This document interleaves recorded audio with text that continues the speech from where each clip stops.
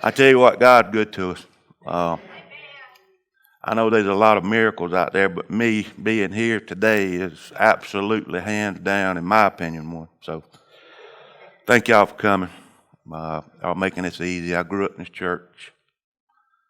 Know most everybody. A lot of y'all getting really old. Uh, good to see some of my friends from high school. So I'm nervous, extremely. I'm not as well spoken and articulate as John. I don't even want to try. But I would like to share my story with you. Um, Pastor John, I appreciate you trusted me to behave myself in your pulpit. And I'm serious, really. I've been with you the last 3 days, and I've seen you struggle. I appreciate you being here. It means a lot, and that's a great man right there. So y'all are very blessed. I'm gonna try not to ramble, but it's gonna happen. I'm gonna touch on Mom in a minute, but growing up in this church, the door was open. I was here. Didn't do me a lot of good. I didn't want to be here. I wanted to be at the creek or fishing or what have you. Mom never gave up on me, and God certainly didn't. I thought He did. Wouldn't blame Him if He did. He never did. I gave up on Him. I gave up on myself. My mother never gave up on me. My family, my sister, my friends. I'm like, why do they pull for me? I'm an idiot. But they did. Not anything like I would intentionally harm myself, but that 2 or 3 half gallons of liquor a week was killing me. I hadn't quit, I wouldn't be here today. And most of you know I'm a recovering alcoholic, freshly out of rehab. That's my past. And, you can't dwell on it, but you certainly got to learn from it. I won't ever go back there. I thank God for my help. I don't know. I ain't much to look at to understand that. But to have drank and got beat up with baseball bats and beat people up with hammers, and I feel pretty good this morning. And I just thank God for that. So I hope you don't take what I'm about to say wrong, but I'm glad I'm an alcoholic. I mean, I'm so hard-headed. I get a double-barrel dose of it. It took that for me to hit the bottom. A lot of people's rock bottom is finances or marital problems or health. My rock bottom was that 3 half gallons of Evan Williams a week, not counting the wine or the beer or whatever. It gotten to the point where, I was pouring the liquor in my coffee to go to work 8 o'clock in the morning to keep from the nausea, the shakes, the chills. Getting up 2 o'clock in the morning, get me a big slug of moonshine. I had the refrigerator outside so my wife wouldn't see it. I wanted to stop, but I couldn't. It got to a point where I had to drink to function. You go from a functioning alcoholic to a non. You hear all that in rehab, I learned a lot in there, I really did. I'm not beating that place up. Here goes the rambling part. I quit. I quit in the summer of 23 for about 3 months because I kind of felt like I had to. I showed my rear end up in Nashville at my wife's birthday, our anniversary the next day. Went to jail for public intoxication. So I spent the weekend in jail with some of my other constituents. And so I came home. I said to myself, "Self, we'll quit drinking. Things smooth out. God will help you through this." I ain't no more pray a prayer than, I can fly a space shuttle. And So now I got, started having marital problems. And I drank a lot. I drank a lot. My wife drank. Nothing to my extent.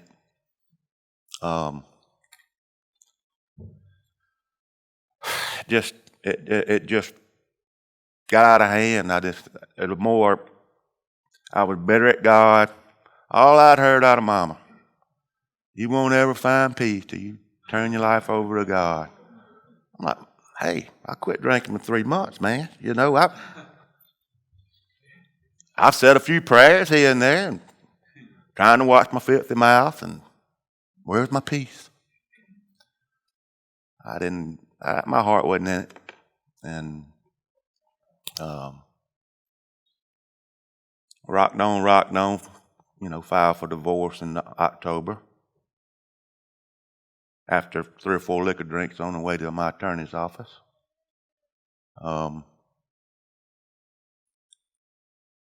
Just went downhill from there. I just kept right on drinking. More, I got a problem. That dude cut me off in traffic. Let me pull up. I had a half gallon in my cooler on my truck, half gallon in the house, half gallon in the refrigerator in the garage, some in my boat, little fifth stuck in my golf cart, one on the side by side. I had it like, it was terrible. It was embarrassing. I shake. Oh, I always shake. Well, I'm shaking this morning because I'm nervous. But just uncontrollable, take customers to lunch. I couldn't eat with a fork. It was, that bad. It was just, then the more you thought about trying to stop doing it, the worse it got. And you can see, I'm going to show y'all this. This is what Mama proofread, all this black stuff. And then this is all the red stuff that I bled on here. Where the thought would come to me, I'd write it down. Of course, I'm not sticking any of it. So I really just had this to kind of stay on track. Well, of course, I'm not doing that either. So anyway, y'all, and Mom said something a little while ago when she started. She wants you to have fun at church. Don't have fun at my expense this morning, okay? Y'all don't, I'm trying to keep it light for myself to keep me from, running out that back door. But, no, I feel real comfortable here. This is not my expertise, not that I have one. But it had gotten so bad, getting ready to go to work or whatever, you'd look in the mirror, I didn't see myself. These young people won't understand it, but you want to see if you don't have, you've got nose hairs, ear hairs, big old eyebrows sticking out. You want to see, but you never look here. And I'd go say Coach Blackwell, I'd go see him. My job is looking people in the eyes and talking to them. I'm a sales guy. I used to be pretty good at it. And then you stay drunk all the time, it's hard to sell people stuff. They don't want to deal with you. You're not reliable. You're not trustworthy. And you think, well, I'm going to get me a big slug of scope at 11 o'clock in the morning. I done drank about a pint of liquor on the way up to see this guy. I'm going to get me a big old slug of scope. And that's going to help with my old puffy eyes and my red face and the shake. Scope fixes everything. That and a Mento. So, but I didn't even want to interact with my customers that I'd had for 20 years. Because I wanted if they saw in my eyes what I saw. A hot mess. I was just a hot mess. That's all you can say. So I just kind of became a drunk recluse, and I didn't stop drinking though. No, sir. Kept on drinking. Had to have it.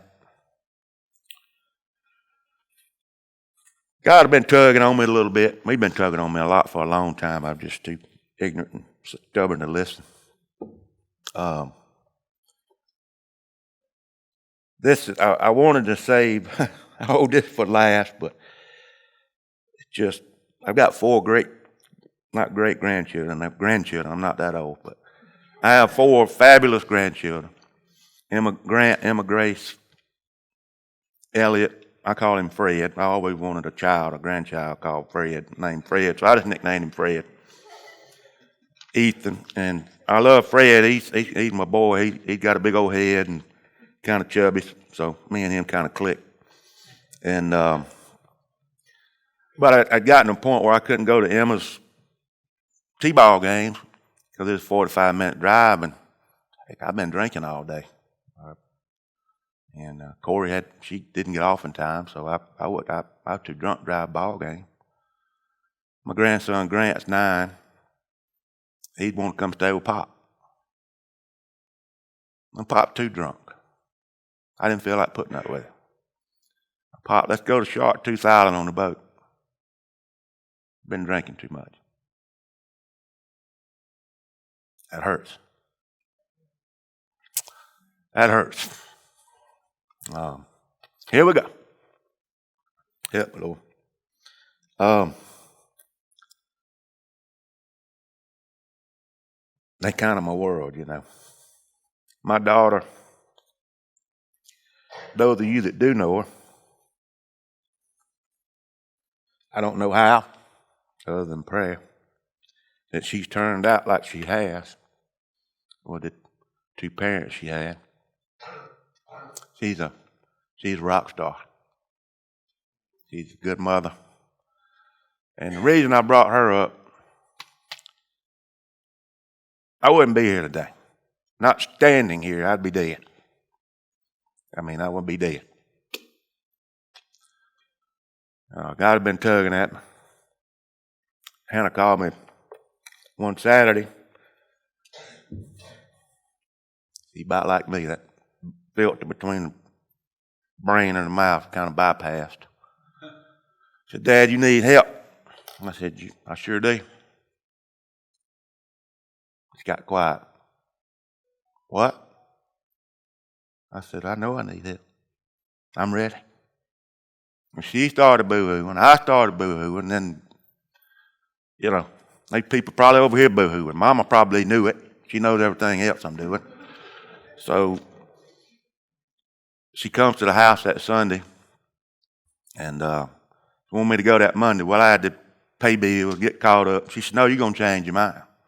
Because we had decided, she had already found me a place.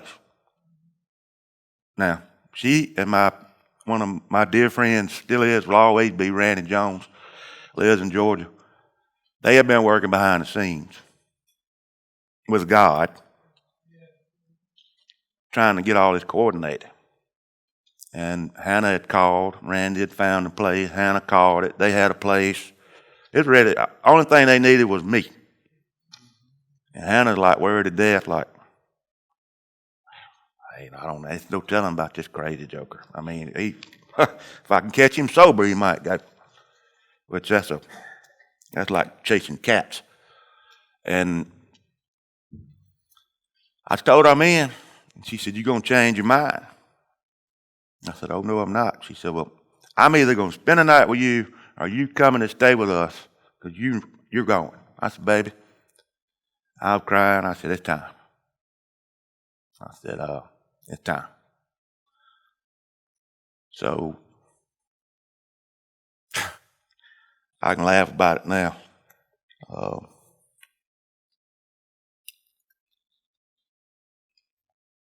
That young'un,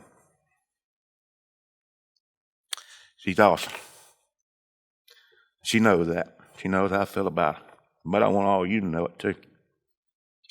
She's just amazing.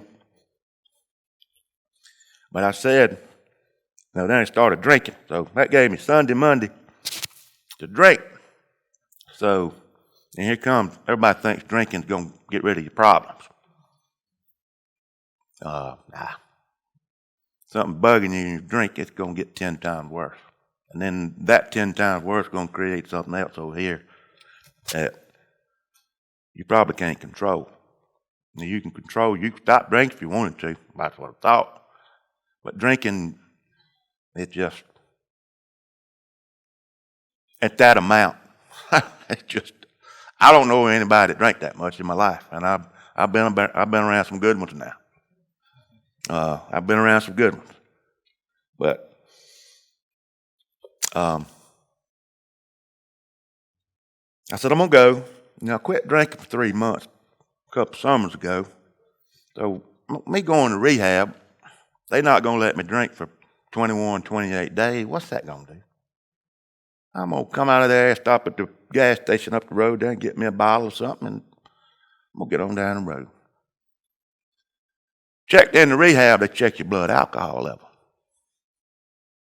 Well, I'd had me a couple of Jacks and Folgers coffee before I left the house. I blew a .29. Checking into rehab. Winner, chicken dinner, Honor, I'll tell you. So I go in, and I was in the detox for a couple of 3 days. I'm gonna get off the drunkenness part in a minute. I'm getting to the really good part here. I just told them, I said, they give you medicine to help you sleep. I said, I don't want it. That's the only way I'm gonna learn to suffer. Because I'm stupid. I'm stubborn. So I suffered. I'd beat up the nightstand. Broke a couple of toes. I'd cry, I'd pray. I'd cry, pray. And here's one thing I want to tell you. If you pray and you mean it, and your heart's in it, it's coming. Now I'm gonna tell you, it won't be just necessarily like you drew it up on the book there. Like Coach Black would draw up a play at the football game. It didn't happen that way. He didn't have that clock up there that said, all right, it's been about 4 hours since Grant prayed. Let me go ahead and answer it. It don't work that way. He don't have his time different. And I told him, I said, I'm yours. I said, what I've been doing ain't working. It's never worked. And I know I've always been one of these people that, well, you go to jail or you go through something like this, you find God. Well, you can say whatever you want about me, I don't care. I found him. He found me. So, whatever it takes, I don't care what it takes. I know my past. That's all I'm concerned about. If God can forgive me, there ain't a soul out there he won't. I can promise you. Am I ever going to be the man of God or the woman of God John is? I don't know. I don't think so. But I can tell you what, I'm trying harder than I ever have in my life. Mama asked me not to get up here and say a cuss word in the pulpit. So far, so good, okay? So, anyway, yeah, detox. Like John said a little while ago, he thought he was going to die. He just didn't think he was, or whatever it was. When I was in detox, I thought I was gone. I said, go and take me away from here. And I just asked God to help me and give me some peace, give me some calm, help me get through it. I still struggled. I struggled for a while, but inside I could kind of feel I could feel the peace. Physically, I still felt bad. It wasn't some magic elixir that, okay, you just feel good, Grant. You can go home. It don't work that way. But I could feel it coming, and then, it just. I've told Mama this. I hadn't lived here in a long time. Y'all don't know me. Mama knows me. My sister knows me.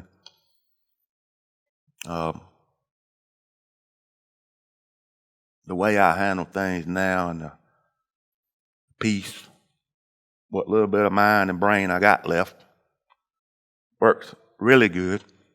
Now, really good for me would be terrible for some of you, but it's amazing. Seriously, it's amazing how you see things different. You respond to problems differently. Somebody makes you mad, you don't cuss them out, you don't pull your pistol on them. You know, you don't throw a bottle out the window and try to bust the windshield out. That's all you got. You know, and you just get on down the road.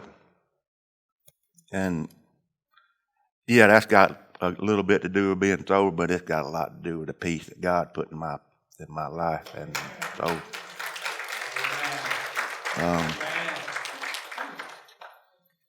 well, there goes that one I didn't stick to. Let's see if I can find another one. My sister's here. I was having probably my worst day after, in detox. My lip was poked out. I was kind of butthurt because I hadn't got a piece of mail.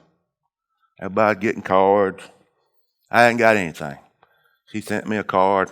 I mean, I'm sitting in my room boo-hooing. Big old ugly man, I'll tell you, I'll cry on you in a minute. I was boo-hooing, and I got a letter from Marcia that touched my heart and kept me going. I love you. So, I'm working on you, Mom. I'm getting close, y'all, so quit looking at the clock. The thing with God was, and it crossed my mind, that old devil jumped on my shoulder there. Oh, you feeling better now, so get on back to being a heathen.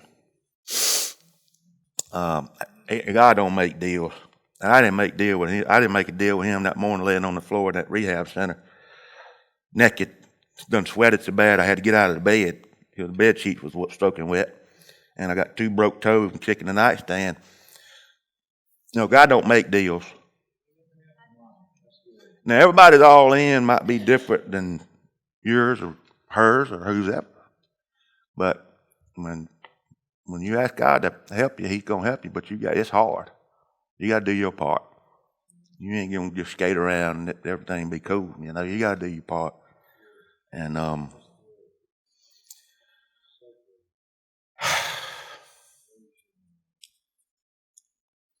when I asked him, I said, whatever it takes to get me through this addiction, let's do it.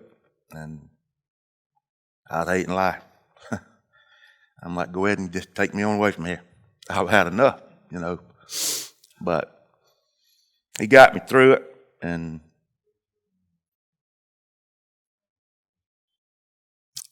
my biggest, I'm looking at this with glasses and still can't read my own handwriting, so I'm going to just go from here with it. I just want to be a better man than a better man to God. I also want to be a better man, a better father, a better grandfather, or pop, that's what they call me. Better friend, better employee. I need a lot of room for improvement. I'm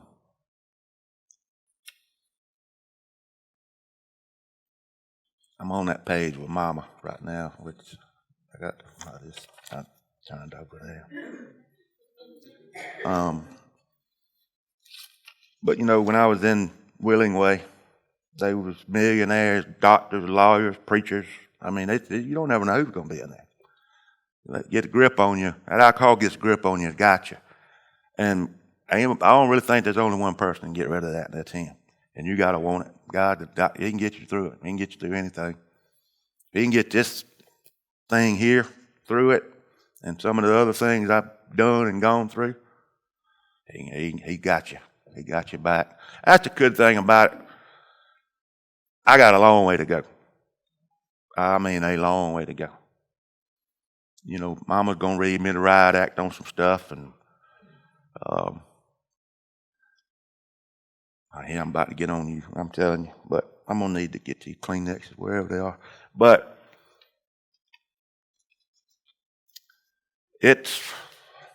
what's that, Mom? I hope Corey's editing and all this good stuff. I hope he's not even recording it. I had all these thoughts and things wrote down. I don't know. God don't make mistakes. He don't make deals. He don't make mistakes. You go through something. Why in the world John got cancer and sick? There ain't a finer fella on the planet. Why is my Aunt Betsy and why is Lynn, my cousin, who, by the way, thank you so much for being here. She's battling cancer. And it's an inspiration. I got to stand up here and read something I wrote, and you toughed it out and made it over here. I love you, baby. Thank you. Okay? That means a lot to me. Okay? So,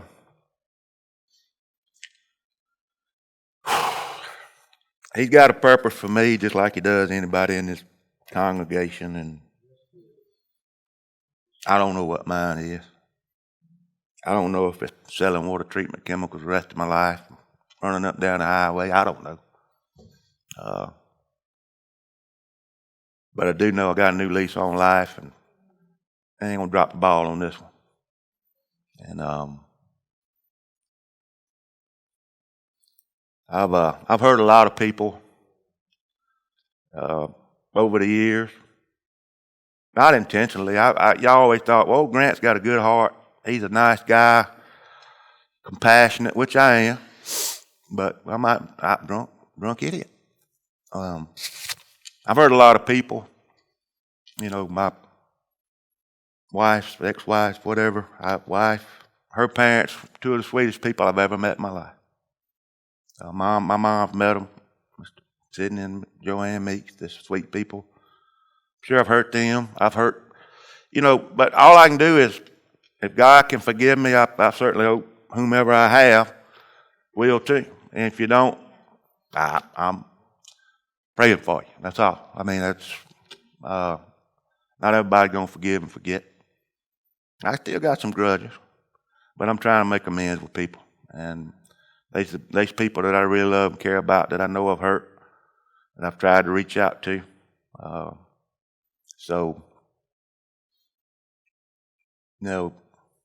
That's all I can do. I can't worry about it.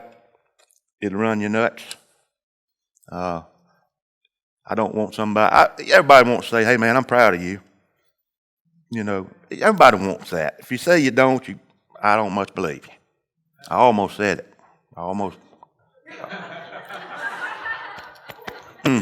That was close.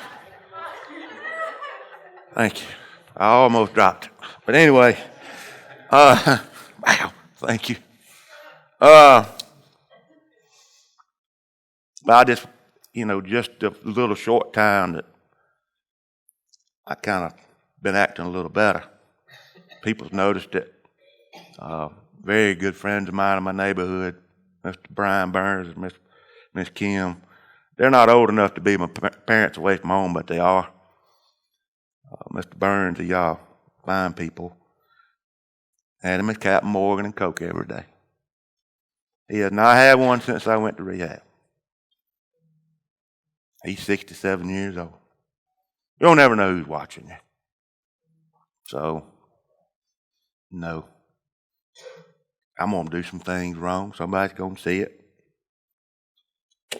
That's life. That's the way it goes. But we all going to sin. But He's going to let you get. He's going to help you through it. And I'm about to shut up. And one more thing. We all got our doubters and our haters, and the way I see that, if people are doubting and hating on you, you must be doing something right. That's just.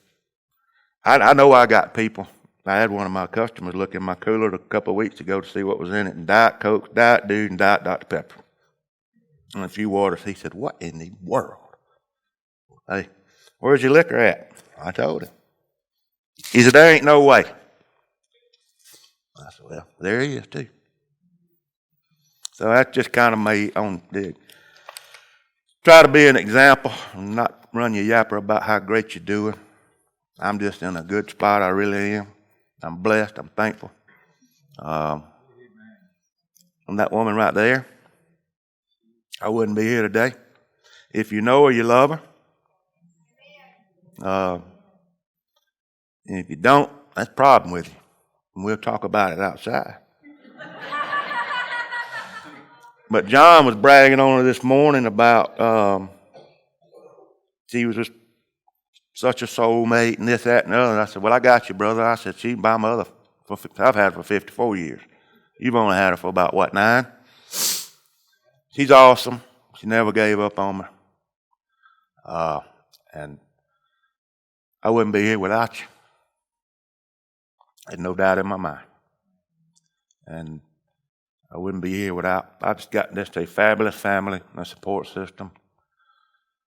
Thank y'all for not leaving. I think I've gone over my time. But no, y'all made it really comfortable. To look out and see a lot of familiar faces. Stan, Kay, Bridget, Paul, Kathy. I don't want to get into all that. It's so great to see all y'all. And it's been a lot more comfortable than I thought. Mom, I'll tell you, I was up 2 yesterday morning, walking up down the road, and up again this morning. I blamed it on my carpal tunnel hurting, which it was, but I still could have laid in the bed. I was a nervous wreck. And you awesome, Mother. Ain't a better one on the planet. And I just appreciate you not ever giving up on me.